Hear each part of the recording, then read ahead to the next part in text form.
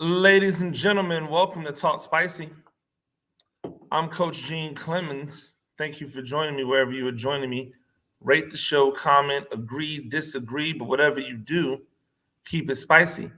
5-star ratings are appreciated. If you're joining me on the YouTube channel, make sure you like, make sure you subscribe.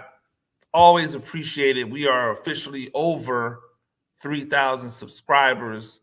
As I mentioned yesterday, what started as a project for my students turned into something that I've really enjoyed over the past, almost 2 years now.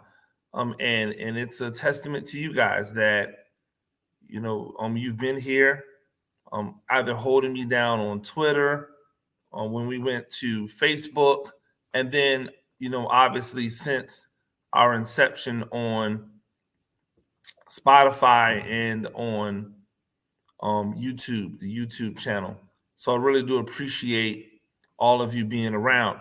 College basketball is back, ladies and gentlemen. I don't know about you guys, and anybody that knows me, they know that I am a basketball guy. I mean, you see a lot of football stuff from me, but don't be surprised in the next few years if you start to see a lot more basketball stuff for me, starting with my college basketball one pick challenge yesterday.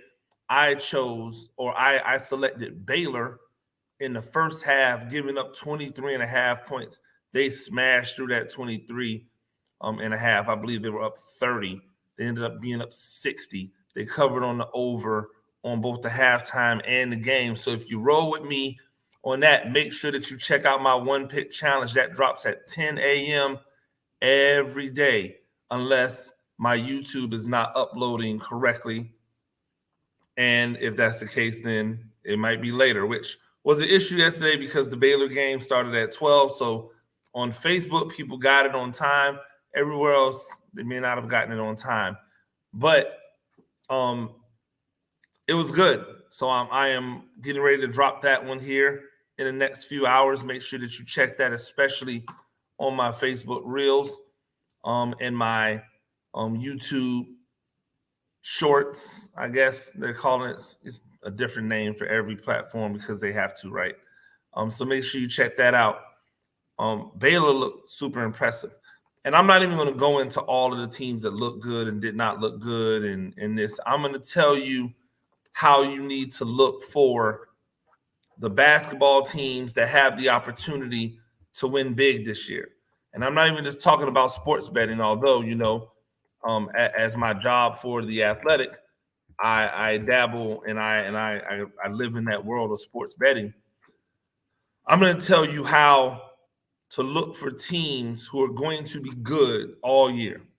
There are 3 keys for me. 3 keys, right? The first key is where are the guards at? Who has the outstanding guards? I've long said that the NBA was run by the big men or by guys who were the bigger guys. College basketball is run by guards. While the NBA has kind of morphed, college basketball is still the same. If you've got guards, you've got a chance.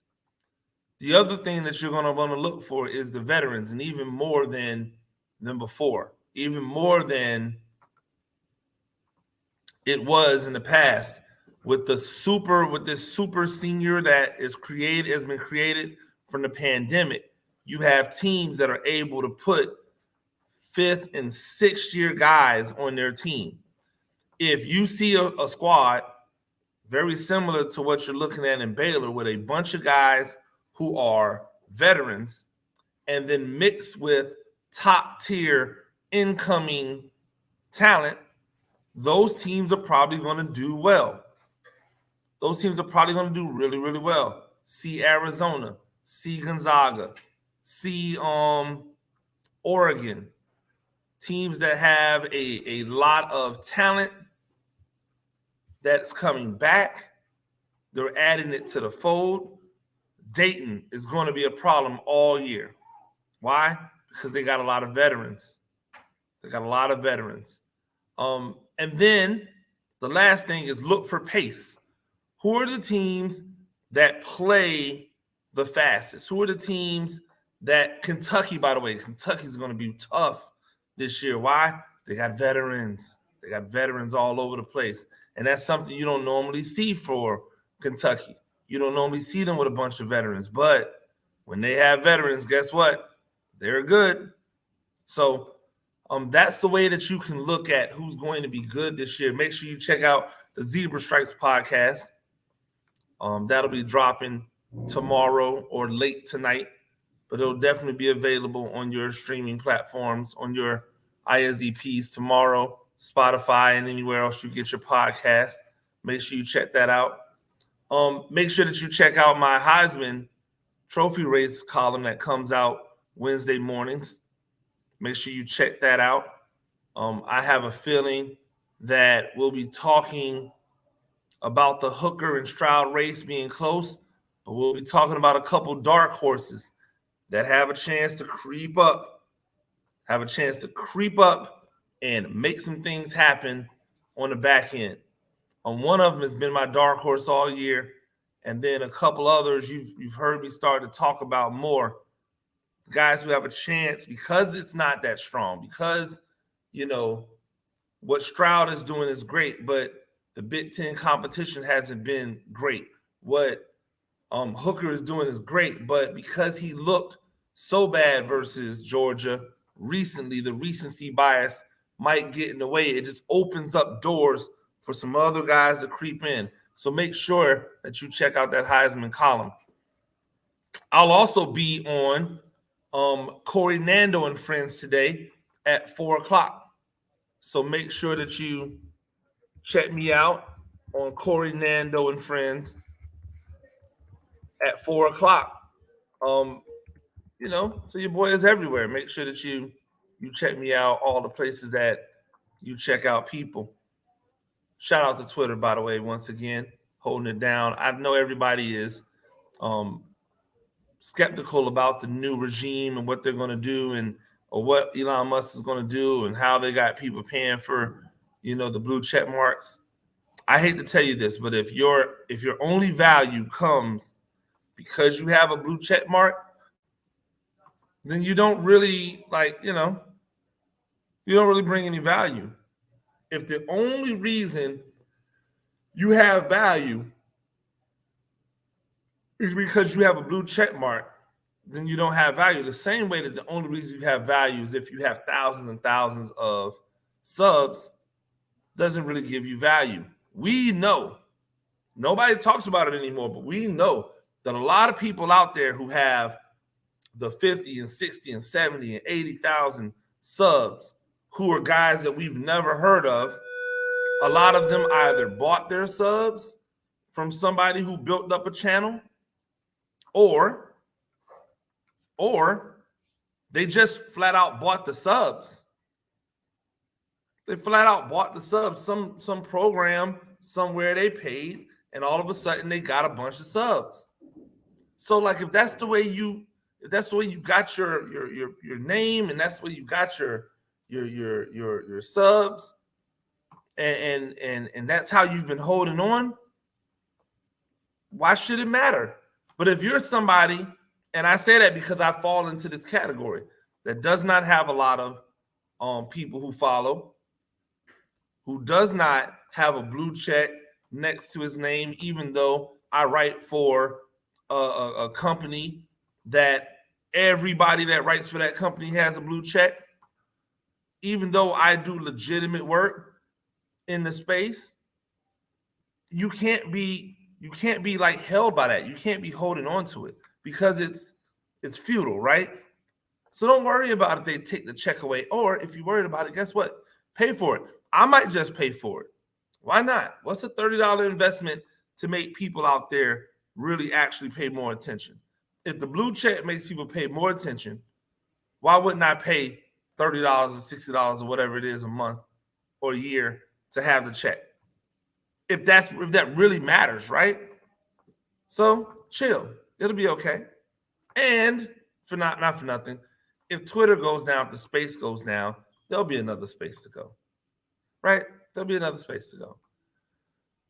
But I want to talk about Jeff Saturday. And I don't want to spend long on this because I've already been on here for 10 minutes, but this has nothing to do with Jeff Saturday, the person. This isn't Jeff Saturday's fault. Jeff Saturday didn't hire himself. But if you want me to sit here and wax poetic about Jeff Saturday being hired as the head coach of the Colts, to me, this is the mockery. This is the laugh in the face of the Rooney Rule.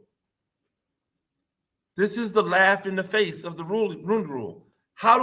If I want to get by the Rooney Rule, what's the best way for me to get beyond the Rooney Rule? Let me fire the coach that I was probably going to fire anyway.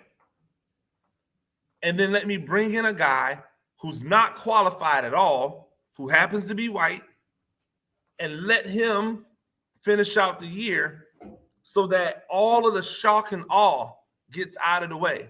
All of the wonder is out of the way. All of the people looking at it going, oh, this is wrong. That stuff gets out of the way. So now, with all of that out of the way, I'm free to hire this guy who has no experience, right? Who has no coaching experience, who only has experience as a player, as a center, where he wasn't relied upon to know anything about what they were doing on the perimeter or anywhere else. To hire that guy to be the head coach CEO, and then I can hire whomever I want as the assistant coaches. These people even said it. They were trying to hire Jeff Saturday onto Frank Wright's staff. If I'm Frank Wright, why would I want a guy to come and be my offensive line coach in the NFL with zero experience just because he played offensive line at Indianapolis? Now, am I saying that he can't do a good job? No. I'm saying, how does he get to skip all of the steps that all of you people have told us you have to have in order to be in the NFL as a head coach? The same people who look at this Saturday hire and go, oh my gosh, this is genius. This makes perfect sense. If this was going to work anywhere, it would work like this. Those same people are the same people who said, oh, you can't hire Deion Sanders at Florida State. He doesn't have any head coaching experience at the collegiate level. Those are the same people that sit back and talk about all of these prominent Black assistant coaches who are out here waiting for their opportunity, that they're not the pick because they're not the young offensive genius that everybody is after.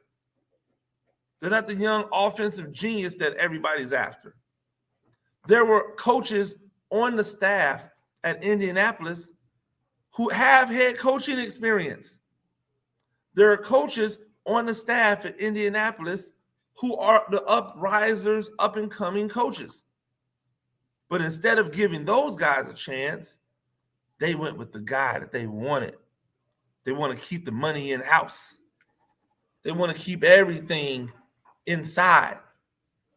And we're not going to sit back and roast them until like the cows come home. No, there'll just be a little bit of backlash from a small group of people who say, this is why we talk about the inequalities of coaching in the NFL and in college.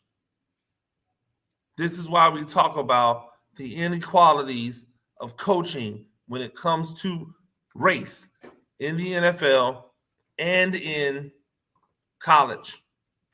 Hell, even down to the lower levels, high school. This idea that I can hire Jeff Saturday to be my head coach with no experience and not even trying to get experience, by the way. Like, so here's a little known fact, right?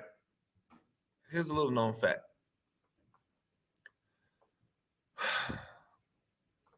The Tennessee Titans are a team that I admire because they're trying to zig when the rest of the world zags, right? They're zigging where the rest of the world zags. They're not trying to win games the way that everybody else is trying to win games. And I appreciate that. I look at that and say, you know what? That's a good thing. That's a good thing. But their head coach, Mike Vrabel, literally went from retired,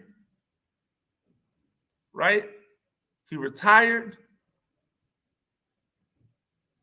He went to Ohio State as a position coach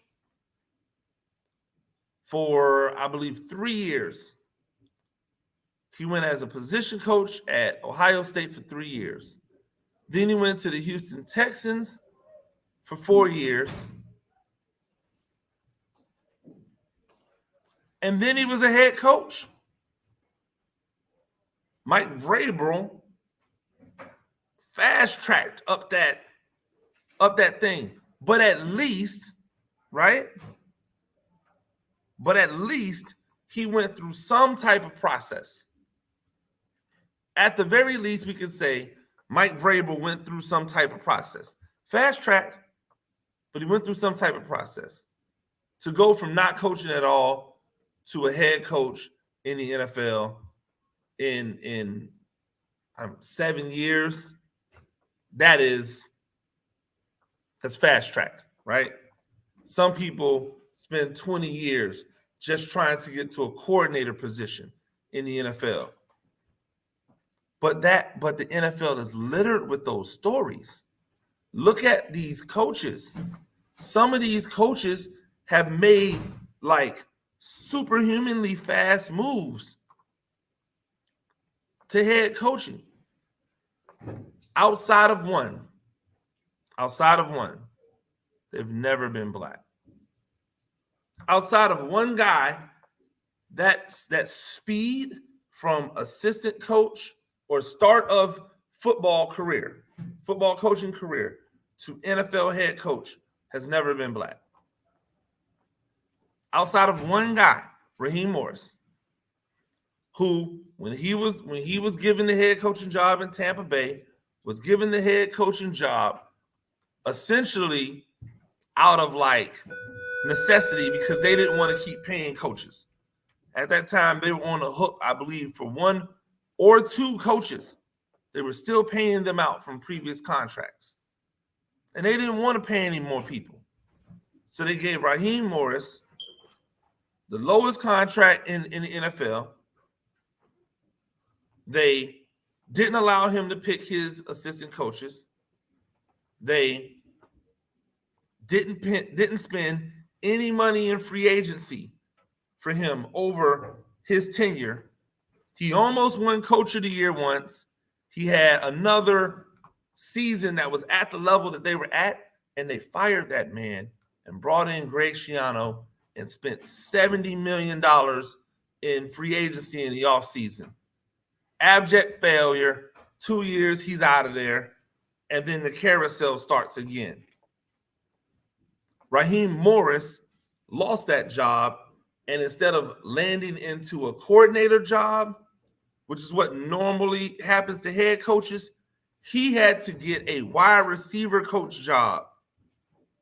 Not even a defensive job where his specialty was wide receiver. He started all the way back down at the bottom and has had to, over years, longer than what it took Mike Vrabel to get the job in Tennessee, to build himself back up just to get to coordinator status. And now Jeff Saturday comes in and gets a job. Oh, it's just the interim. It's not that big a deal. You tell yourself that. You tell me honestly if you're going to care who the Indianapolis Colts head coach is come this time next year. Because the Colts aren't awful. They have talent. So it's quite possible that Jeff Saturday could get this job and next year have a good season. Will that mean that the hire was justified? No. It'll mean that this is a pretty decent team already that just has some issues at the quarterback position, but they're tanking this year. That's why they have their backup in, who's not an NFL quarterback. That's why Sam Ehlinger is in there to lose games so that they can get one of these quarterbacks in the draft to keep the ball rolling. That's what the Colts have done. With the whole grab a veteran and plug, that was a new strategy for the Colts. When the Colts lost the quarterback, their normal MO was to tank that season, go into the draft, and take a quarterback high. They did it with Peyton Manning, right? And then when Peyton Manning got hurt, they tanked that season and they brought in Andrew Luck. So when Andrew Luck retired and told them, no mas, I'm not playing anymore, they should have tanked and went and got a quarterback, but they didn't. They changed the model. Guess what? They know what they did wrong. Now they're going back to the model. So this year is a throwaway year. And so you give it to Saturday, and all he has to do is look competent. All the Colts have to do is not be an embarrassment. And they can justify giving this man the job. They have a personal relationship with him.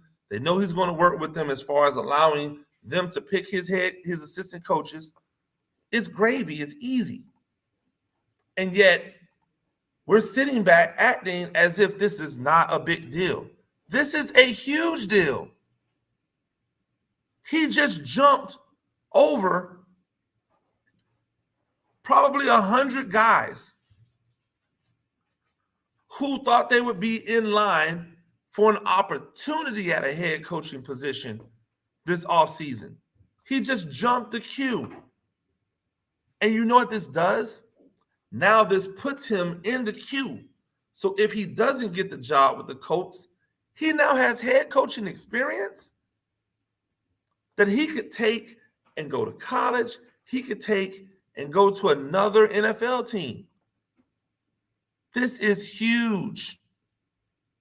Now, the thought process when we heard about the Titans and the fact that they were planning to try to make McCown the head coach, now it doesn't seem like foolishness anymore. Now it seems real. Now it seems like that's exactly what they were trying to do. But somebody said, no, you can't do that. It looks like that's exactly what they were trying to do. Give a guy with no head coaching experience, no coaching experience at all, a head coaching job because they like him. That guy never looks like me.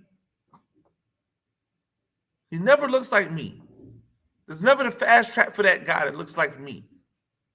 Not at the high school level, not at the college level, not in the pros. You got to look at when they're telling you, hey, these rules are a farce, and you got to call them out. If you don't, then that means that you're okay with it being a farce.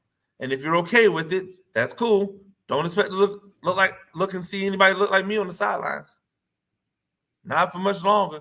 If you think Lovie Smith's in Houston for a long time, you are tripping.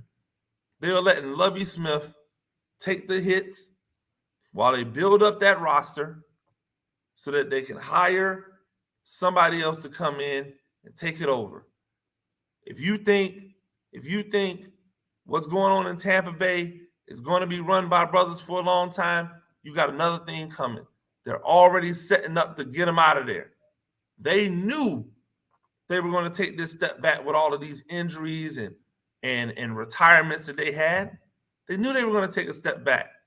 But all they're doing is blaming the OC and the head coach. All of the injuries, the retirement, Tom Brady not being there mentally, All of that is the offensive coordinator and the head coach's fault. The fix is in.